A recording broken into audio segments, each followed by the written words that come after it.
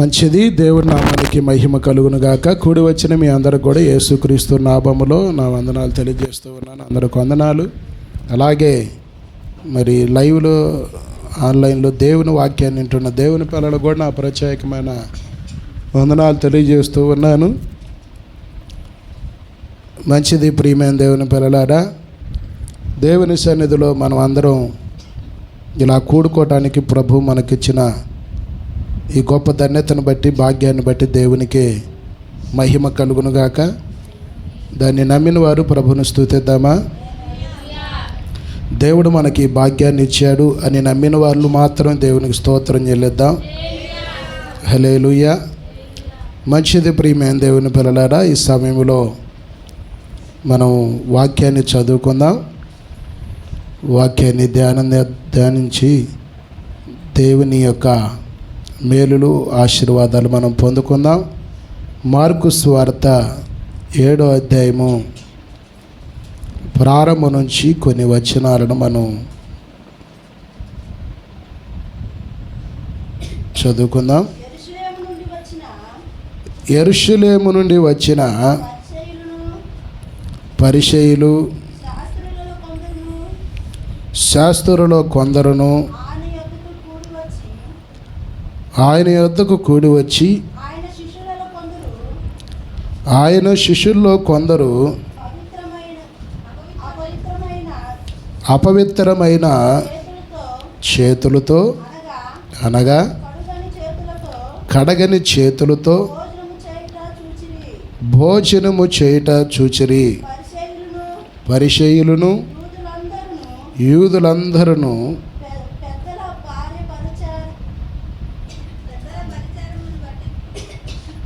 మన పితర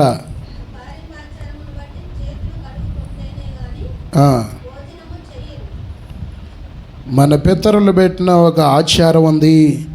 ఆ ఆచార ప్రకారము చేతులు కడుక్కుంటేనే భోజనం చెయ్యాలి కదా.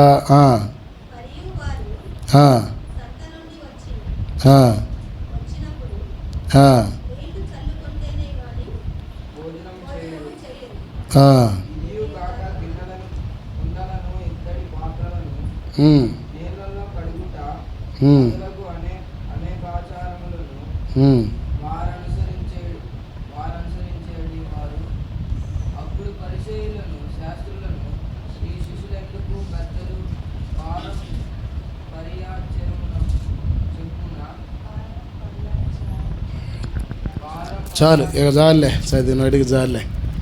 దేవుని స్తోత్రం కలుగును గాక. మీ పెద్ద పెద్ద చదువులను బట్టి నేను చాలా వందనాలు తెలియజేస్తూ, ఇంత పెద్ద చదువు చదివిన వాళ్ళని దేవుడు నాకు ఇచ్చాడు.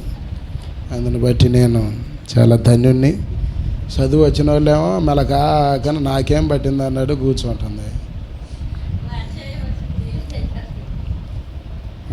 మార్కు సువార్త 7వ అధ్యాయం అని చెప్పాక ఓకే, ఇక నేను చెప్తాను. మంచిది. దేవుని స్తోత్రం కలుగును గాక. హల్లెలూయా. ఈ మార్కు సువార్తలో 7వ అధ్యాయంలో 7వ వచనంలో ప్రారంభం నుంచి కొన్ని వచనాలను చదువుకుంటే, యేసు ప్రభు ఉన్న చోటికి శాస్త్రులు, పరిసయ్యులు వచ్చారంట. ఎవరు వచ్చారు? శాస్త్రులు, పరిసయ్యులు అక్కడికి వచ్చారు. వచ్చి యేసయ్యను అడుగుతూ వచ్చినప్పుడు వాళ్ళ కళ్ళ ముందు ఒక దృశ్యం కనబడ్డది. ఏంటయ్యా వాళ్ళ కళ్ళ ముందు కనబడ్డ దృశ్యం ఏందయ్యా అంటే, యేసు ప్రభువుని వెంబడిస్తున్న శిష్యులందరూ కూడా చేతులు కడుక్కోకుండా భోజనం చేస్తున్నారు. ఇప్పుడు ఈ శాస్త్రులు, పరిసయ్యుల యొక్క పని ఏంటయ్యా అంటే, వాళ్ళ వృత్తి ఏందయ్యా అంటే, యాక్చువల్గా వాళ్ళు చేయవలసింది దేవుని పని చేయాలి. వాళ్ళు అది చేయకుండా యేసు ప్రభువులో ఉన్న తప్పులు పట్టుకుందామని అదే పనిలో ఉన్నారు. దేవుని స్తోత్రం కలుగును గాక. ఆమేన్. హల్లెలూయా. మీరు చూడండి, కొంతమందిని వాళ్ళ పనుల్లో వాళ్ళు ఉండరు, వేరే వాళ్ళ పనుల్లో వీళ్ళు ఉంటారు. అంటే వేరే వాళ్ళ తప్పులు కనిపెడదామని, వేరే వాళ్ళ పొరపాట్లు కనిపెట్టడం, వేరే వాళ్ళ బలహీనతలు తెలుసుకోవాలని, వేరే వాళ్ళ లోపాలు తెలుసుకోవాలని, వారు అసలు ఏం చేస్తున్నారు, ఎక్కడ పోతున్నారు, ఎక్కడికి వస్తున్నారు తెలుసుకోవాలని, కొంతమందికి ఈ ఆరాటం ఎక్కువగా ఉంటుంది కదా. పుట్టదా ఉండదా చెప్పరే? అసలు వాళ్ళ గురించి వాళ్ళు ఆలోచించడం మానేసి ఎక్కువగా ఏం చేస్తారంటే ఎదుటోళ్ళ గురించి ఎక్కువగా ఆలోచన చేస్తారు. ఇక్కడ ఈ శాస్త్రులు పరిచర్లు చేసిన పని కూడా అదే.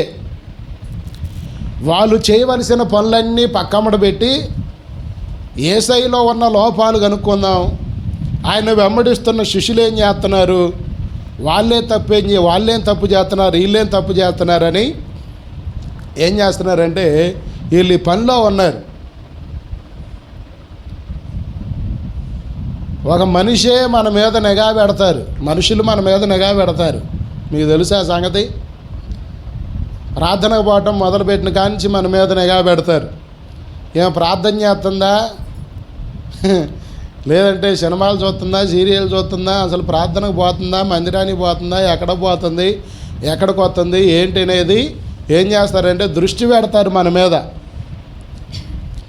అట్లాగే యేసయ్య మీద కూడా దృష్టి పెట్టారు. మనం దేవుడిని నమ్ముకోకపోతే అసలు మనం పట్టించుకునేవాడే ఎవడు ఉండడు. ఎడిపోయినా ఎటు వచ్చినా ఏమీ ఉండదు. ఎవరు మన గురించి మాట్లాడుకోరు, ఎవరో మన గురించి ఆలోచించరు, ఎవరో మనని చూడరు, ఎవరో మన మీద దృష్టి పెట్టరు. మనం ఎప్పుడైతే ప్రభువుని నమ్ముకుంటామో అక్కడి నుంచి ఒక నిఘా స్టార్ట్ అయ్యిద్ది. దేవుని స్తోత్రం కలుగును గాక. అక్కడి నుంచి ఒక నిఘా అనేది మన మీద ఉంటుంది. అంటే జనాలు మన వైపు చూస్తూ ఉంటారు. ఇప్పుడు నేను పాస్టర్ గారిని అనుకోండి, నేను పాస్టర్గా తగిన పనులు చేస్తున్నానా చేయట్లేదా అని చూస్తారు. అదే మీరు విశ్వాసులు అనుకోండి, విశ్వాసులు తగినట్లుగా మరి ఉంటున్నారా ఉండట్లేదా అని ఏం చేస్తారంటే నిఘా పెడతారు. మనుషులందరూ కూడా ఏం చేస్తారంటే ఇలాంటి దృష్టి పెడతారు. వాళ్ళ పనులు మానేసి వాళ్ళు చేయవలసిన వాళ్ళ ముందున్న సంకల్పాలు, ఉద్దేశాలు అవన్నీ పక్కన పెట్టి ఎదుటోడిని ఏం చేస్తారంటే టార్గెట్ చేస్తారు, ఎదుటి వ్యక్తిని టార్గెట్ చేస్తారు. అలాగే ఇక్కడ యేసు ప్రభు శిష్యులను కూడా శాస్త్రులు పరిచయం ఏం చేశారంట, టార్గెట్ పెట్టారు. ఎందుకు నేను ఇవన్నీ తీసుకొస్తున్నానంటే మనుషులందరూ కూడా చేసేది అదే. వారి తప్పులన్నిటినీ ఏం చేస్తారంటే వెనక్కి నెడతారు. ఏం చేస్తారు మీరు చెప్పాలి. మీరు నాతో మాట్లాడుతూ ఉంటే ఈ వాక్యం బాగా అర్థమైంది. ఎప్పుడైనా మీరు చూడండి, వారి తప్పులన్నిటిని కూడా వెనకేసుకొని ఎదుటోళ్ళ తప్పులను ఏం చేస్తారంటే బజారుల మీద, వీధుల మీద చెప్తూ ఉంటారు. వీధుల్లో బజారులో కూర్చొని ఏం చేస్తారంటే ఎదుటోళ్ళ గురించి ఎక్కువగా సంభాషణ చేస్తారు. దేవునికి మహిమ కలుగునుగాక. దేవుని స్తోత్రం చెల్లిద్దామా?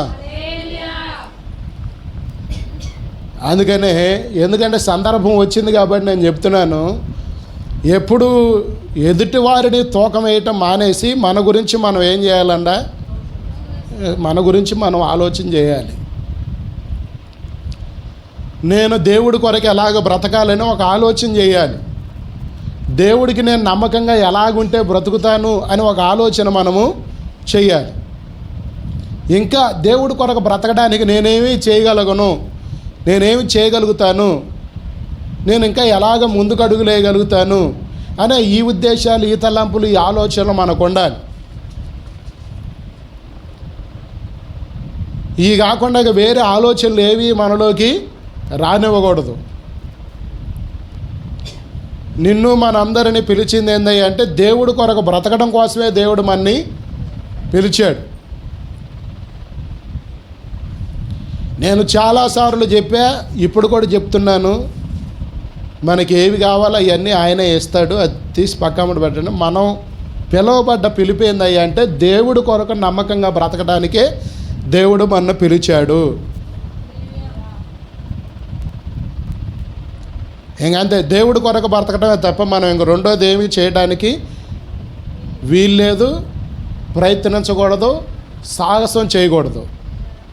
ఏం చేయకూడదు, వేరేది చేయడానికి సాహసం మనము చేయకూడదు, ఏ ప్రయత్నాలు మనము చేయకూడదు. మనం ఎందుకు పిలువబడ్డామయ్యా అంటే దేవుని కొరకు మనం పిలువబడ్డాం.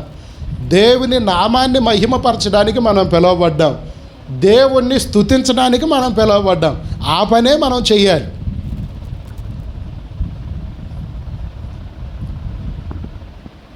హల్లెలూయా.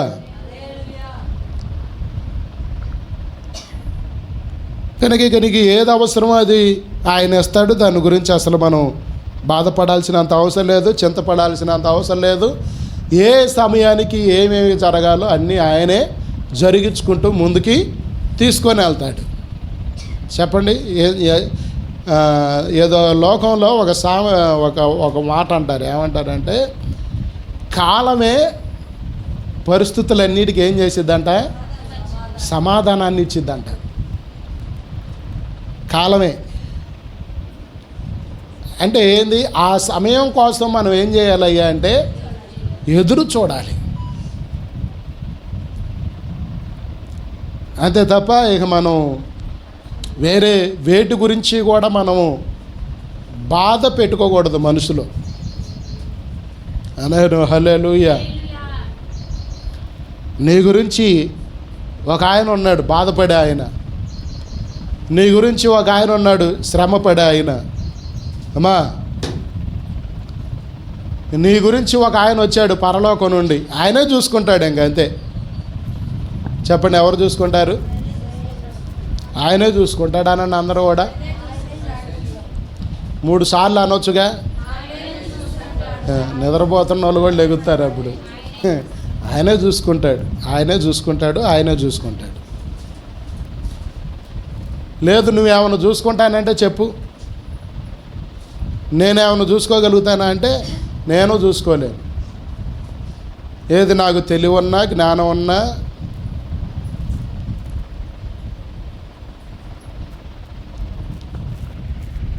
దేవునికి మహిమ కలుగునుగాక.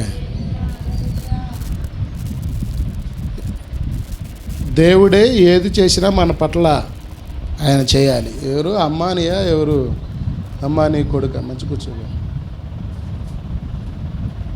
ఎంతలా ఉంటాడు, ఎంతలా ఉంటాడు. ఆయనకి ఏదో వ్యాధి ఉన్నాయి, కావాల్సినంత డబ్బు ఉంది, అది ఏమి చేయలేని పరిస్థితి. అందుకని నేను ఏమంటున్నానంటే, దేవుడు తప్ప మనకి ఇంక వేరే ఆధారం ఏమీ లేదు. ఎప్పటికైనా ఏ పరిస్థితుల్లోనైనా ఎలాంటి సందర్భం అయినా ఎలాంటి విషయాల్లోనైనా దేవుడి మీద ఆధారపడటమే తప్ప ఇక మనం చేయవలసిన పని ఏమి మాయ్ మచ్చరం కూర్చో. వచ్చిందని మచ్చరం కూర్చో. పొద్దులు అట్టి తిరుగుతున్నాయి. నువ్వు మచ్చరం కూర్చొని దేవుని వాక్యాన్ని నేను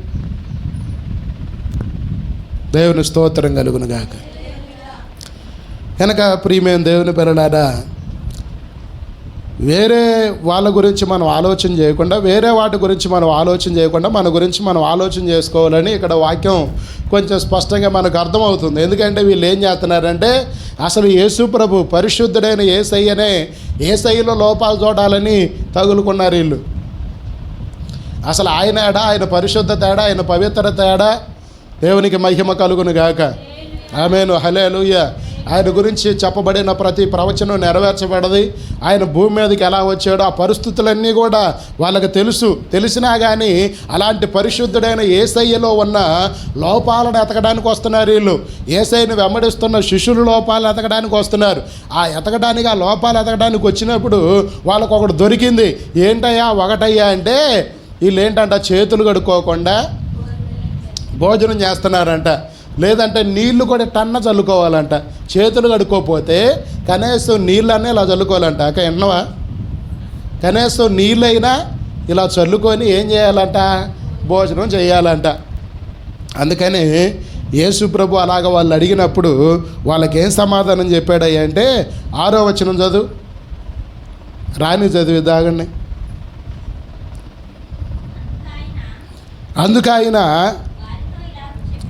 అందుకైనా వారితో ఇలాగ చెప్పెను,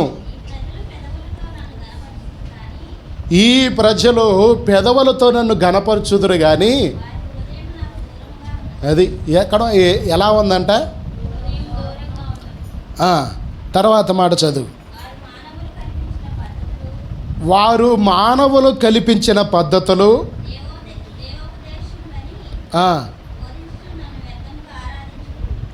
చాలు. దేవుని స్తోత్రం చెప్పండి. ఆమేను, హల్లెలూయా.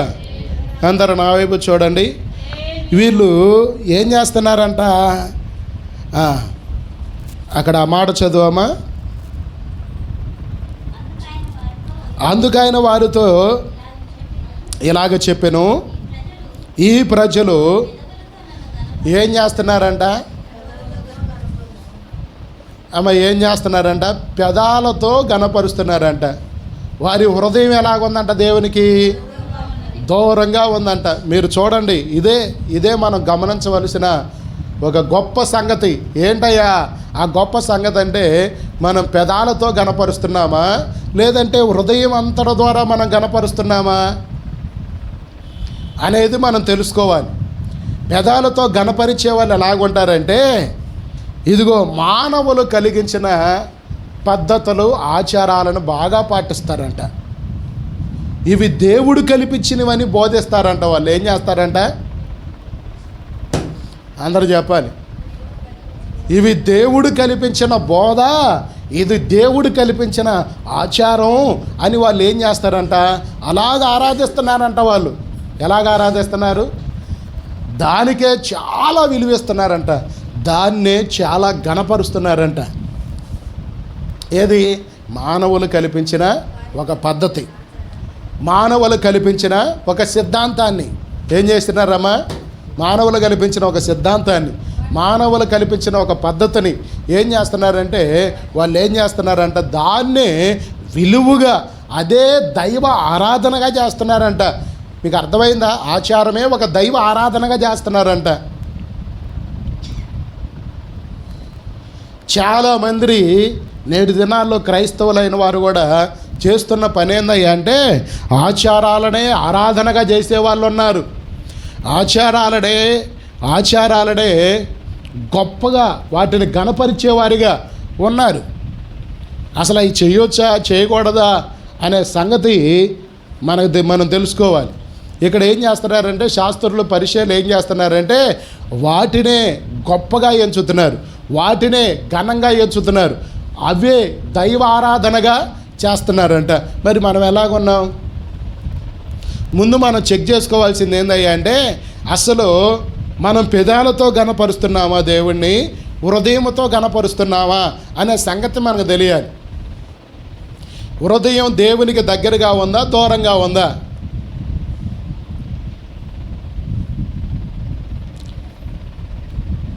హృదయం ఎక్కడుంటే అక్కడే మనసు కూడా ఉంటుంది. మీరు చెప్పండి, హృదయం ఎక్కడుంటే మనసు కూడా అక్కడే ఉంటుంది. ఇప్పుడు మీరు ఉదయాన్నే బయలుదేరేటప్పుడు, ఉదయం పూట బయలుదేరేటప్పుడు మీరు ఏమనుకున్నారు? ఈరోజు ఆదివారం, పెందలకాడ పనులన్నీ చేసుకొని దేవుని యొక్క మందిరంలోకి రావాలని ఎప్పుడు మనం లెగిచిన కాడ నుంచి హృదయం అన్న ఏం చేసిద్ది?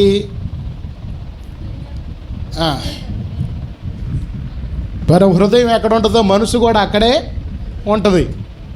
అంటే ఏ పని చేస్తున్నా కానీ మన హృదయం ఎక్కడ ఉంటుందంటే దేవుని మందిరం మీద ఉంటేనే దేవుని స్తోత్రం కలుగును గాక. ఆమేను, హల్లెలూయా. అలాగున్నప్పుడు మనం ఏం చేస్తామంటే, త్వరగా మన ముందున్న పనులన్నీ కూడా పూర్తి చేసేసుకొని త్వరగా దేవుని మందిరంలోకి మనము వస్తాం. దేవుని స్తోత్రం చెప్పండి. ఆమేను, హల్లెలూయా. అవునంటారా కాదంటారా? హృదయం ఇక్కడ లేకపోతే మనం దేవుని మందిరానికి రాలేం. అసలు ఇక్కడ హృదయమే లేదనుకో, దేవుని మందిరానికి మనము అసలు రావడానికే ఇష్టం లేనప్పుడు మనం ఏం చేస్తాం? రాగలుగుతామా? రాలేం. కనుక మనం హృదయముతో దేవుణ్ణి గణపరచడానికి, మనస్సుతో దేవుణ్ణి, ప్రాణాత్మ దేహములతో దేవుణ్ణి స్తుతించడానికే మనము ఏం చేయాలంటే పూనుకొని ఉండాలి. దేవుని స్తోత్రం కలుగును గాక. చెప్పండి, ప్రాణాత్మ దేహములతో మనం ఏం చేయాలి? ప్రాణము, దేహము, ఆత్మ అనండి అందరూ. ప్రాణము, దేహము, ఆత్మ.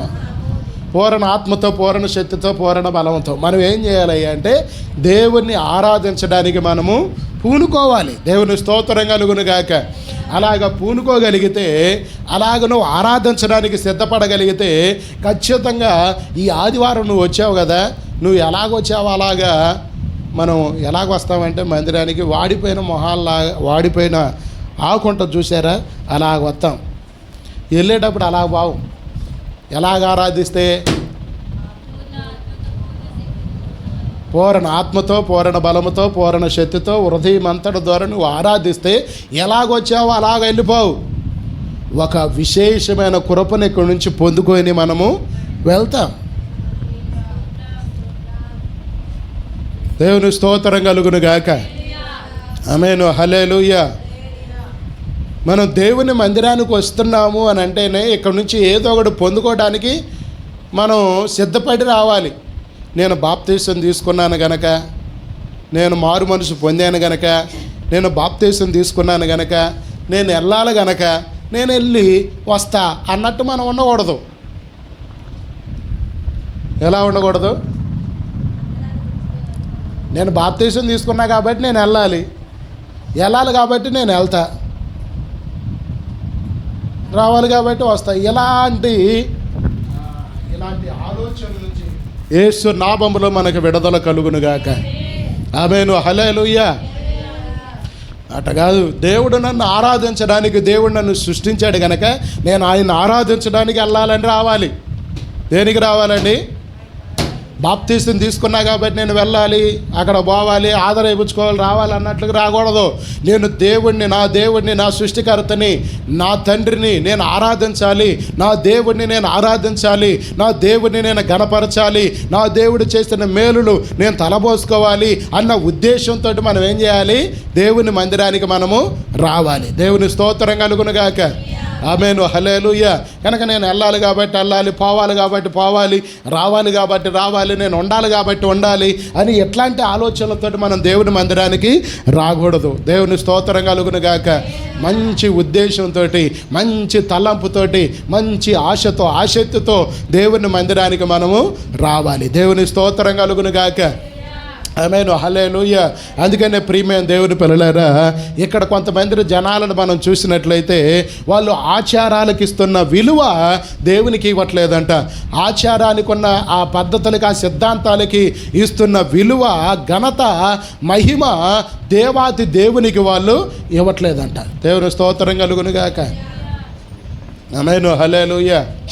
మీరు చూసారా ప్రియమైన దేవుని పిల్లలారా, చాలా చోట్ల ఆచారాల కాడే గొడవలు అవుతాయి. తెలుసా మీకు?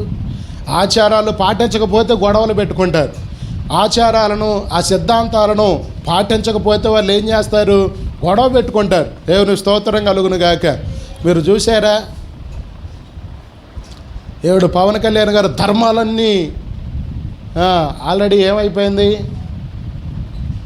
మత శిక్ష అనేది ఇంక వేసేసారు. దాంట్లో ఇంకా సందేహం ఏమి లేదు.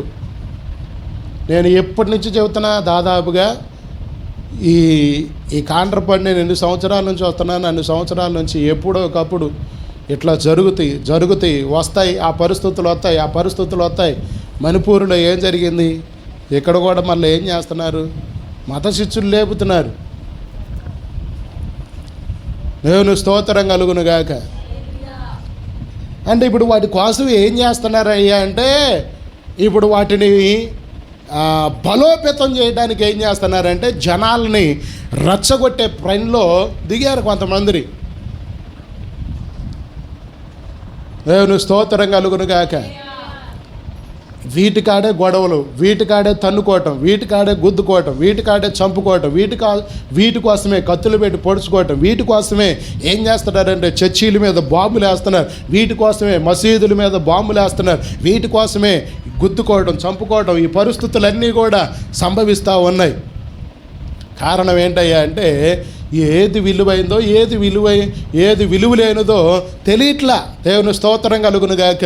మరి ఇప్పుడు ఆ ధర్మం కోసం పోరాడేటట్టయితే, మరి గతంలో భర్త చచ్చిపోయిన వెంటనే భార్యను కూడా అదే స్థితి మంటల మీద వేసి ఏం చేయాలి? కాల్చాలిగా. మరి అదే ధర్మాన్ని తీసుకొస్తారు. ఇప్పుడు అయిద్ది? అది సాధ్యం అయిద్దా? కాదు. దేవుని స్తోత్రం కలుగును. దేవుని మహాకృపను బట్టి, ఆ విలియం కేరీ గారిని బట్టి, ఆయన చేసిన ప్రార్థన బట్టి ఆచారం మన దేశం నుంచి విడిచిపోయింది. దేవుని స్తోత్రం కలుగును గాక. ఆమేను, హల్లెలూయా. ఆచారాలు, పద్ధతులు ప్రాణాలను తెస్తాయి. వాటి కోసం చెవులు కోసుకునే వాళ్ళు ఉన్నారు, వాటి కోసం గొంతు కోసుకునే వాళ్ళు ఉన్నారు, వాటి కోసం గొడవలాడే వాళ్ళు ఉన్నారు, వాటి కోసం పంతం పట్టే వాళ్ళు ఉన్నారు. కనుక ప్రియమైన దేవుని పిల్లడారా, వాటి వల్ల ఎటువంటి ప్రయోజనం లేదు. చేతులు కడుక్కొని తింటే ఏమైంది, కడుక్కోకుండా తింటే ఏమైంది? ఇప్పుడున్న పరిస్థితిని బట్టి చేతులు కడుక్కోవాలి. కానీ ఆ దినాల్లో ఇలాంటి వైరస్లు ఏమైనా ఉన్నాయా? అమ్మ, మీరందరూ నా వైపు చూస్తూ ఈ మాటలు వినండి. ఆ దినాల్లో యేసు ప్రభు కాలంలో ఇంత వైరస్ ఉందా? అసలు ఇన్ని అనారోగ్యాలు ఉన్నాయా? ఇన్ని రోగాలు ఉన్నాయా? ఇన్ని శ్రమలు ఉన్నాయా? ఇన్ని ఇబ్బందులు ఉన్నాయా? అంటే అసలు అప్పుడు రోగాలు ఏమున్నాయి? పక్షవాత రోగం గురించి మనం విన్నాం, జ్వరం రావటం విన్నాం, తర్వాత కుష్టి రోగం గురించి బైబిల్లో మనం విన్నాం, రక్తస్రావం రోగం గురించి మనం విన్నాం. ఈ రోగాలే బైబిల్లో మనకి కనపడుతున్నాయి. అంటే ఒక 4 రకాల రోగాలు కనపడుతున్నాయి. ఏ రోగం మీరు చెప్పండి? పక్షవాతం, రక్తస్రావం, జ్వరం, తర్వాత దాన్ని ఏమంటారు, కుష్టి రోగం, ఇంకొకటి కూడా ఓసకాళ్ళుగా పుట్టడం. ఈ 5 రోగాలు మనం బైబిల్లో ఇంకా ఏమన్నారంటే సమస్త విధములైన బలహీనతలు, రోగాల నుంచి.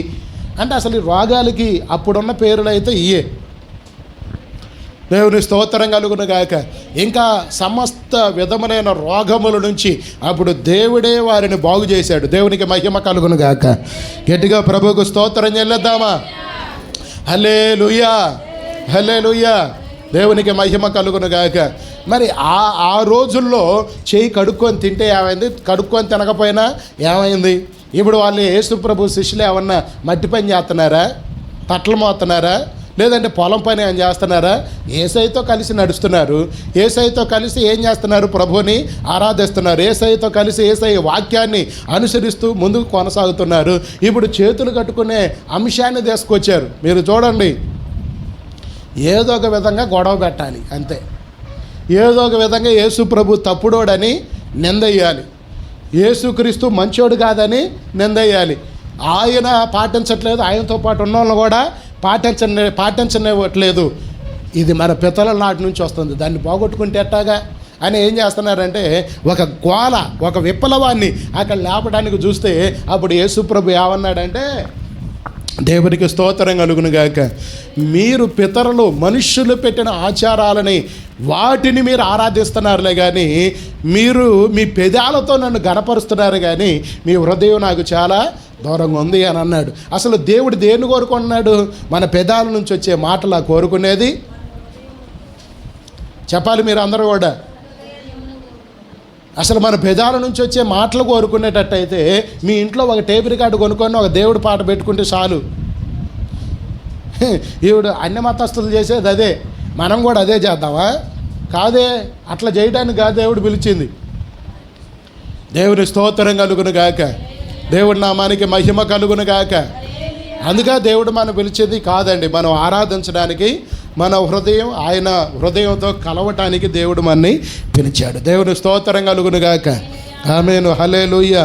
కనుక మీరు వేటికి ప్రిఫరెన్స్ ఇస్తున్నారో నాకైతే తెలియదు, కానీ ఏటికి ప్రిఫరెన్స్ ఇవ్వకూడదో వేటికి ఇవ్వాలో మనం తెలుసుకోవాల్సింది ఏందయ్యా అంటే దేవునికే మనం ఎక్కువగా ప్రిఫరెన్స్ ఇవ్వాలి. దేవుని స్తోత్రం చెప్పండి. ఆమేను, హల్లెలూయా. మా వదిన ఒక ఆమె అంత కాలు కడుక్కొని అది ఇంట్లోకి రానియదు. నా భార్య ఇక్కడ ఉంది, కాలు కడుక్కోవటం తప్పేం కాదులే, కానీ శుభ్రంగా మనం అక్కడక్కడ తిరుగుంటాం, దుమ్ము ఉంటుంది, కాలు కడుక్కోవడం తప్పేం కాదులే, కానీ అదే ఆచారంగా చేయకూడదని అంటున్నా నేను. దేవుని స్తోత్రం చెప్పండి.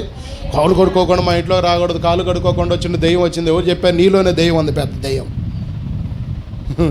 కాలు కడుక్కోకుండా నేను వస్తే దెయ్యం రావటమైంది, నీలో దెయ్యాలి. నీ దగ్గర లేవైంది దెయ్యాలు. పాప నువ్వు మామూలుగా ఉండవా? తగాదు, అసలు నీకు తగాదాటం రాదు, గొడవ ఆటం రాదు, గోల్ చేయటం రాదు, ఏమీ రాదు. పాప నువ్వు ఎంత మంచోళ్ళు అసలు భూమి మీదే లేరు. దేవుని స్తోత్రం కలుగును గాక. ఆమేను, హల్లెలూయా. గట్టిగా ప్రభువుకు స్తోత్రం చెల్లిద్దామా? కనుక ముందు మనలో దయ్యాలు ఉన్న సంగతి మనం తెలుసుకోవాలి. మన కుటుంబంలో దయ్యాలు ఏలుబడి చేస్తున్న సంగతి మనం తెలుసుకోవాలి. అంతేలే కానీ ఆమె కాళ్ళు కడుక్కోకుండా వస్తే మన ఇంట్లోకి దయ్యాలు వచ్చినాయి, వాళ్ళు కాళ్ళు కడుక్కోకుండా వస్తే మా అమ్మాయి రాత్రి అంతా ఏడ్చింది అట్టా ఏమన్నా అంటున్నావు ఆ జ్యోతి, వాళ్ళు కాళ్ళు కడుక్కోకుండా వచ్చారు అందుకనే దేవుని స్తోత్రం కలుగును గాక. ఆమేన్ హల్లెలూయా. అసలు మనం ఎవరికి దూరంగా ఉండాలి చెప్పండి? సోది చెప్పే వాళ్ళకు దూరంగా ఉండాలి, చిల్లంగా శాస్త్రలు చేసే వాళ్ళకి దూరంగా ఉండాలి, నామాలు పెట్టుకొని తిరిగే వాడికి దూరంగా ఉండాలి, చిలక దోషం చెప్పేవాడికి దూరంగా ఉండాలి. ఎందుకంటే వీళ్ళ మీద ఉంటాయి దయ్యాలు, వాళ్ళకు దూరంగా ఉంటే చాలు. దేవుని స్తోత్రం కలుగును గాక. ఆమేన్ హల్లెలూయా. గట్టిగా ప్రభుకు స్తోత్రం చెల్లిద్దామా? బాగా అంతరాలు కట్టుకునే వాళ్ళకి దూరంగా ఉంటే చాలు. ఎందుకంటే అంతరాలు కట్టి ఆ దయ్యాలన్నీ వాళ్ళ మీదే ఉంటాయి. మీరు నేను చెప్పింది అబద్ధం అయితే నేను చొక్కా పెట్టుకునే అసలు అంతరాలు కట్టుకునే వాళ్ళ దగ్గర మీరు 1 గంట గడిపి ఇంటికి రండి,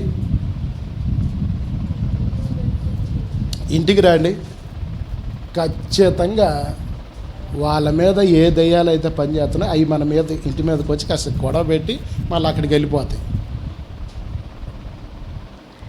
నేను 20 సంవత్సరాలు కొంట చూస్తున్నా కాబట్టి నేను చెప్పగలుగుతున్నా. దేవుని స్తోత్రం కలుగును. అందుకనే అలాంటి వాతావరణం నాకు కనపడ్డది అనుకో, నేను అసలు అక్కడ ఆ ప్రాంతంలోనే ఉన్నాను. దేవుని స్తోత్రం కలుగును కాక. ఆ ప్రాంతంలో ఉంటే నేను అమ్మగారు అరుచుకోవాలి. చెప్పండి, ఎవరు అరుచుకోవాలి? నేను అమ్మగారు అరుచుకోవాలి. అందుకని అలాంటి ప్రాంతాలకు మనం ఏం కావాలి అంటే దూరంగా ఉండాలి. దేవుని స్తోత్రం కలుగును గాక. వేటికి దూరంగా ఉండాలి, వేటికి దగ్గరగా ఉండాలన్న సత్యం మనకు తెలియాలి. సత్యం ఉన్న మనల్ని ఏం చేసిద్ది అంటే స్వతంత్రికులుగా చేసిద్ది. సత్యం మనకు తెలియకపోతే ఏమవుతాం? భయపడుతూనే ఉంటాం. అవునా కాదా? దేవుని స్తోత్రం చెప్పండి. ఇప్పుడు మనం ఒక మార్గాన్ని వెళ్తున్నామండి, ఆ మార్గం మనకు తెలియనప్పుడు మన మీద ఏమి వెలుబడి చేసిద్ది చెప్పాలి మీరు అందరూ. ఒక చోటకు మనం వెళ్ళాలి, ఆ మార్గం మనకు తెలియదు. అప్పుడు మన మీద ఏమి వెలుబడి చేసిద్ది? భయం వెలుబడి చేసిద్ది, గలిబిలి వెలుబడి చేసిద్ది, ఇవన్నీ ఏలుబడి చేస్తాయి. అదే ఆ మార్గం మనకు తెలిస్తే ధైర్యంగా మనం ఏం చేస్తాం? ఆ మార్గంలో వెళ్ళిపోతాం. ఎందుకంటే అది మనకు తెలుసు. అందుకనే సత్యం మన ఏం చేసిద్దంట? స్వతంత్రికులుగా మనం చేసిద్ది. అందుకనే మనం ఏమి ఎరిగి ఉండాలి? సత్యాన్ని మనము ఎరగాలి. దేవుని స్తోత్రం కలుగును గాక. మీరు చెప్పండి, దేవునికి మన హృదయం అంటిపెట్టి ఉండటం సత్యం అంటారా? చేతులు కడుక్కోవడం, కాళ్ళు కడుక్కోవడం ముఖ్యం అంటారా? చెప్పాలి, మీరు అందరూ కూడా చెప్పాలి. ఒక ధనవంతుడు ఉన్నాడండి, చక్కగా ఆయన కావాల్సిన బట్టలు ఉన్నాయి, డైనింగ్ టేబుల్ ఉన్నాయి, కావాల్సిన భోజనాలు, కావాల్సిన పనివారు, కావాల్సిన రథాలు, కావాల్సిన గుర్రాలు, కావాల్సిన పనివారు అందరూ ఉన్నారు. కానీ ఒక ఆయన పేద లాజరు ఏం చేస్తున్నాడంటే ఏంటంట, ఒళ్ళంతా ఏమొచ్చింది? కుష్ఠరోగం, కురుపులతో ఉన్నాడు. ఇప్పుడు ఈయనకు స్నానం చేసే పరిస్థితి ఉందా? చెప్పాలి మీరు అందరూ కూడా. స్నానం చేసే పరిస్థితి ఉందా? మంచి బట్టలు వేసుకునే పరిస్థితి ఉందా? ఆయనకి ఏమైనా అనుకూలతలు ఉన్నాయా? ఏమీ అనుకూలత లేవు. ఎవరు అతన్ని ప్రేమించే వాళ్ళు లేరు, గౌరవించే వాళ్ళు లేరు, దగ్గర తీసుకునే వాళ్ళు లేరు, ప్రేమతో మాట్లాడే వాళ్ళు లేరు, ఆదరించే వాళ్ళు లేరు, ఎవరు లేరు. వీళ్ళిద్దరూ చచ్చిపోయారు. చచ్చిపోతే ఎవరు పరలోకి వెళ్ళారు? దేవుని స్తోత్రం కలుగును గాక. మీరు ఎప్పుడైనా గమనించండి, హృదయానికే దేవుడు ప్రాముఖ్యత ఇస్తాడు, విలువనిస్తాడు. మనం కూడా ఏం చేయాలి? హృదయానికే విలువని ఇవ్వాలి. దేవుని స్తోత్రం కలుగును గాక. ఆమేను హల్లెలూయా. గట్టిగా ప్రభువుకు స్తోత్రం చేయలేద్దామా? ఆమేను హల్లెలూయా. కొంతమంది ఏం చేస్తారంటే విస్తారమైన పనులు పెట్టుకొని ఇక స్నానం చేయడానికి సమయం లేదు. ఇప్పుడు టైం చూస్తే అయ్యగారు ఇప్పుడు ఈ సమయంలో వాక్యానికి మైకి తీసుకొనే ఉంటాడు. ఇప్పుడు స్నానం చేసేపాటికి ఇంకొక పావు గంట గడిచిపోయింది. కనుక స్నానం చేయకుండా ఏం పోతావులే అని ప్రార్థన ఎగ్గొట్టకూడదు. గబాల్లో కాళ్ళు చేతులు మొహం కడుక్కొని ఆ టైం లేకపోతే అవసరమైతే మరణొచ్చి నువ్వు ఏం చేయాలో చెప్పండి? మందిరంలో కూర్చోవాలి. దేవుని స్తోత్రం కలుగును గాక. ఆమేను హల్లెలూయా. మీకు ఒకటి తెలిసే, నేను మండపాలు కట్టేటప్పుడు అప్పుడు నేను విశ్వాసికినే ఉన్నా కదా, మండపాలు కట్టేటప్పుడు రాత్రంతా కట్టేవాడిని, రాత్రంతా తెల్లవారులు కట్టేవాడిని కదా.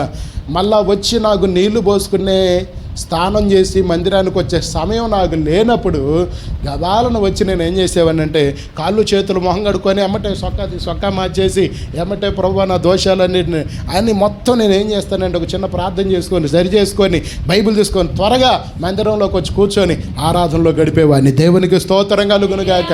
ఆ తర్వాత ఇంటికి వచ్చి ఎందుకంటే సమయం లేదు, నేను ఆరాధించడమే ముఖ్యం. దేవుని స్తోత్రం కలుగును గాక. ఆ తండ్రి ఎప్పటి నుంచి స్నానాలు చేయకుండా వస్తారా?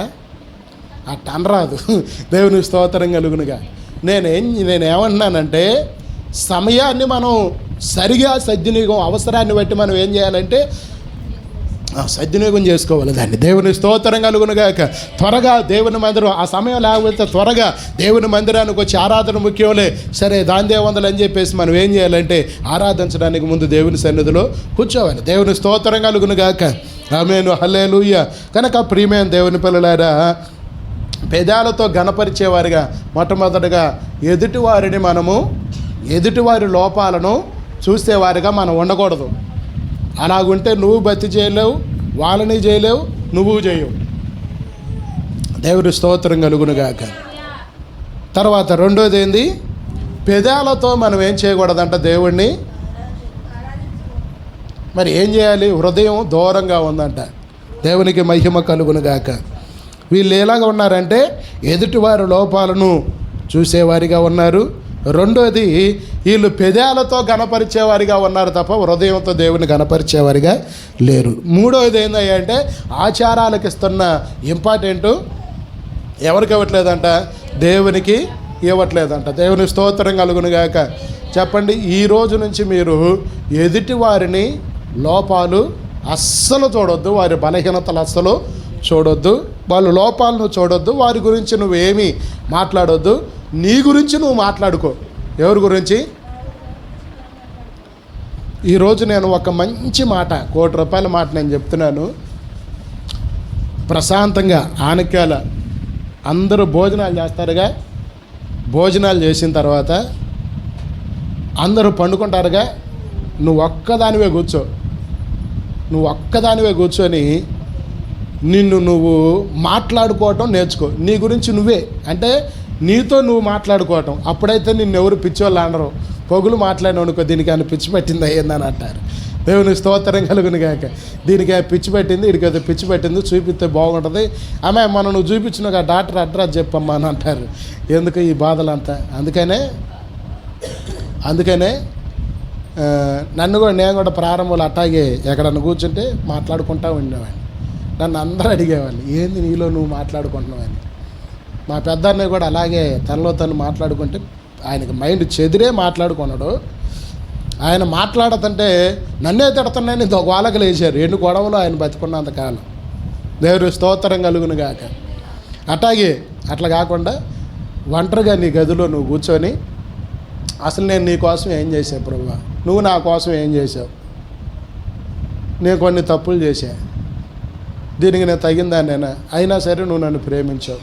ఇట్లా మనల్ని గురించి మనమే మాట్లాడుకుంటూ విమర్శించుకుంటూ ఉంటే ఖచ్చితంగా అలా నువ్వు చెయ్యి. ఒక అర్ధగంట చెయ్యి, ఎంత ఫ్రీ అయిపోతావు నువ్వు, ఎంత ఫ్రీ ఒక శక్తిని నువ్వు అనుభవిస్తావు.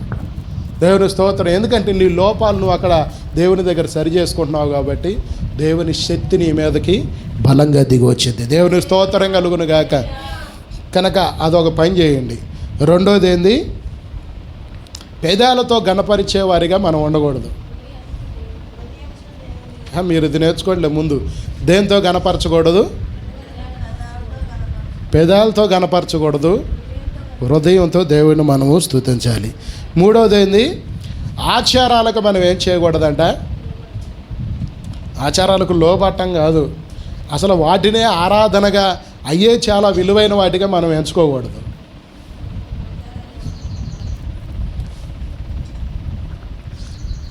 ఒక్కటి మిమ్మల్ని అడగాలని నేను అనుకుంటున్నాను, మీరు చెప్పాలి నాకు. నేను ఏ ఆచారం పాటించట్లేదు, నేనే కాదు, ఇప్పుడు నేనంటే మీరు సేవకుడిగా పాపం అన్నీ భరాంచగలిగే శక్తి నీకు ఉంటుందని అంటారు కదా మీరు. ఇంకా మిగతా చాలామంది విశ్వాసులు నేను చూపిస్తాను, వాళ్ళు ఏమీ పాటించరు. కానీ వాళ్ళకి రావాల్సిన ఆశీర్వాదాలు వాళ్ళకే వస్తున్నాయి, మనకు రావాల్సిన ఆశీర్వాదాలు మనకు వస్తున్నాయి. వాళ్ళకి రావాల్సిన రోగాలు వాళ్ళకే వస్తున్నాయి, మనకు రావాల్సిన రోగాలు మనకే వస్తున్నాయి. ఎవరు పడాల్సిన శ్రమలు వాళ్ళు పడాల్సినే ఉంటూనే ఉంది. మరి ఈ ఆచారం వచ్చి మన ఏం చేస్తుంది? ఒక ఆచారం పాటిస్తే దాని ద్వారా మనకేదో ఒకటి మేలు జరగాలి కదా. అది మనకేం చేస్తుంది? అది ఏమన్నా మనం చేయగలిగిద్దా? ఒక ఆచారాన్ని మనం పాటిస్తున్నామండి, అది మనకి ఏమన్నా మేలు చేయగలిగిద్దా? చెప్పాలి మీరు అందరూ కూడా. ఇప్పుడు కొంతమంది ఏం చేస్తారంటే, భార్య నాకు ఎదురొస్తే అన్నీ కలిసి వస్తాయి అని ప్రతిరోజు ఎదురు తీసుకొచ్చుకుంటా ఉంటాడు. నేను అంటున్నాను, ప్రతిరోజు అలాంటి ఎదురు రమ్మని చెప్పించుకొని అలా ఉండే కుటుంబాలు ఉంటాయి కదా, వాళ్ళ ఇంట్లో ప్రతిరోజు కలిసి వస్తుందా? నాకు తెలిసిన కుటుంబం ఉంది, వాళ్ళే 24 గంటలు తన్నుకోవటం గుద్దుకోవటం. ఈయన మాత్రం బయటికి వెళ్ళిపోయాడు, అమ్మాయి రా నాకు ఎదురు రా అని అంటాడు. అంతా దానిద్దరమే. ఏంది నేను అడిగాను, నేను డైరెక్టర్గా అడిగా, ఏంది ఎదురు వస్తే మంచి జరిగిద్దా అని. నాకు వాళ్ళు ఎప్పుడు పోయినా తను ఎదురు రావాల్సిందే నన్ను అన్నాడు. అంటే మరి మంచి జరిగేటట్టు అయితే ఇల్లు ఏందట పాడుబడి ఉంది. మంచి జరిగేటట్టు అయితే మీరిద్దరు ఎందుకు అనుకుంటున్నారు? వాళ్ళమే కొట్టిన ఘాటు ఒకటి పడితే కొట్టింది నేను చూసి ఆ ఘాటు పడితే ఈ ఘాటు ఏంటంటే చిల్ల పొడుచుకుందలే అని అంటాడు. స్తోత్రం కలుగును కానీ ఇట్లా చెప్పే వాళ్ళు ఉన్నారు. దేవుని స్తోత్రం కలుగును కానీ. అంటే నేను ఏమంటున్నానంటే, ఎవరు ఎదురొచ్చినా మనకి ఏం జరగాలో అదే జరిగిద్ది తప్ప ఎదురొచ్చినంత మాత్రాన ఇప్పుడు పాస్టర్ని నేను ఎదురెత్తే మంచి జరిగిద్దని నేను ఎలా చెప్పగలుగుతుంది? నువ్వు నా దగ్గరకు వచ్చావనుకో, నా దగ్గరకు ప్రార్థన చేయమని వచ్చావనుకో, ప్రార్థన చేయమని వస్తే ప్రార్థన చేస్తా. పాస్టర్ గారు మీరు ఎదురొస్తే బాగుంటుందని అంటే ఇక నేను ఎదురొచ్చాను అనుకో ఏముండదు. దేవుని స్తోత్రం కలుగును గాక. ఎదురొస్తే ఏముండదు. కనుక దేవుడే మనకి తోడుగా ఉండి రావాలి ఏ పనిలో అయినా. ఆమేను, హల్లెలూయా. ఆయన వస్తే విజయం. నేను ఇంకొక మాట కూడా మీకు చెప్తున్నాను. ఇప్పుడు ఉదాహరణకి ప్రభువే మంగళ షాప్ పెట్టాడు కదా, షాప్ ఉంది కదా, 3 రోజులు విపరీతంగా ఉంటుంది పని, 3 రోజులు ఉండదు. ఎందుకని ఉండదు? 6 రోజులు ఉంటే మనకన్నా గర్విష్ఠులు ఇంకెవరో తయారుగా, అందుకని 3 రోజులే ఉంటుంది. దాంట్లో ఎటువంటి సందేహం లేదు. రోజు నాకు జ్యోతి ఎదురు వచ్చింది, 3 రోజులు పని ఉంది, 3 రోజులు పని రాలేదు, పోవే మీ ఇంటికంటే కుదిరిద్దే? దేవుని స్తోత్రం చెప్పండి. నేనేమంటున్నానంటే వాటి వల్ల ఎటువంటి ప్రయోజనం లేదు. దేవుని స్తోత్రం కలుగును గాక. ప్రార్థన దేవుడే తప్ప దేవుడు సహాయం ఉంటేనే మనకు అన్ని విషయాల్లో కలిసి వచ్చింది. ఆయన కొన్నిసార్లు కలవకుండా కూడా చేస్తాడని నేనే చెప్తున్నా. దేవుని స్తోత్రం కలుగును గాక.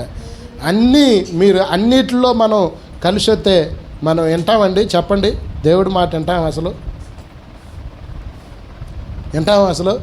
దేవుడి మాట కాదు అసలు. పక్క ఉండడం లెక్క చేస్తాం, ఎవరిని లెక్క చేయం. అందుకనే కొన్ని కలిసి రాకుండా అట్ట ఉంటాయి, ఉండనే వాళ్ళు అట్ట. దేవుని స్తోత్రం కలుగును గాక. ప్రతిదానికి ముళ్ళు ఉంటుంది, ముళ్ళు పెట్టాలి.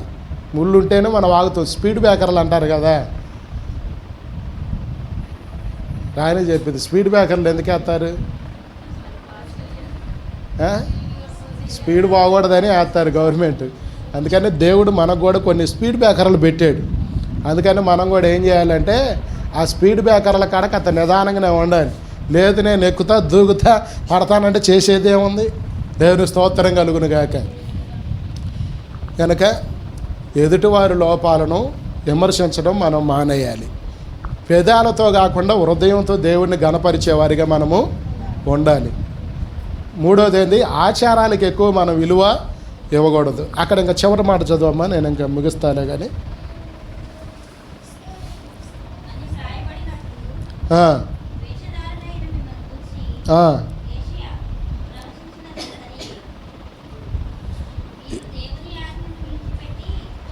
మీరు దేవుని ఆజ్ఞలను విడిచిపెట్టి అది చాలమ్మా. దేవుని స్తోత్రం కలుగును గాక. ఇప్పుడు మనుషులందరూ ఏం చేస్తున్నారంట? దేవుని ఆజ్ఞను విడిచిపెట్టి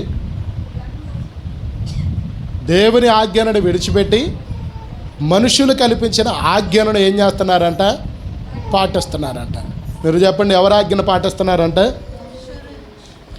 దానికి ముందు ఏమన్నాడంటే ప్రభు యెషయా ప్రవచించాడంట దీని విషయంలో. ఏమని ప్రవచించాడంటే, మనుషులందరూ దేవుని ఆజ్ఞను విడిచిపెట్టి మనుషులు ఆజ్ఞాపించిన ఆజ్ఞకి ఏం చేస్తారంట? లోబడతారంట. ఇది కొన్ని వేల సంవత్సరాల క్రితమే యెషయా ప్రవక్త ప్రవచించాడంట. ఇప్పుడు ఆ ప్రవచనంలో మనం ఉన్నామా?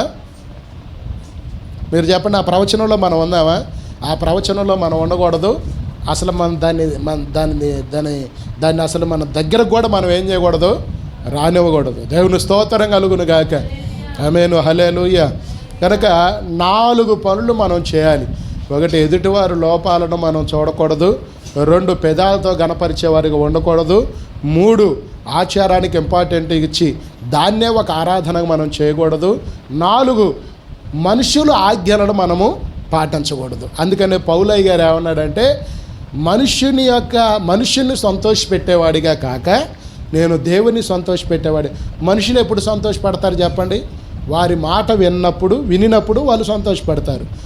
దేవుడు ఎప్పుడు సంతోషపడతారు? దేవుడి మాట విన్నప్పుడు సంతోషపడతారు. కనుక ఈ 4 విషయాలను మీరు గుర్తుపెట్టుకోండి.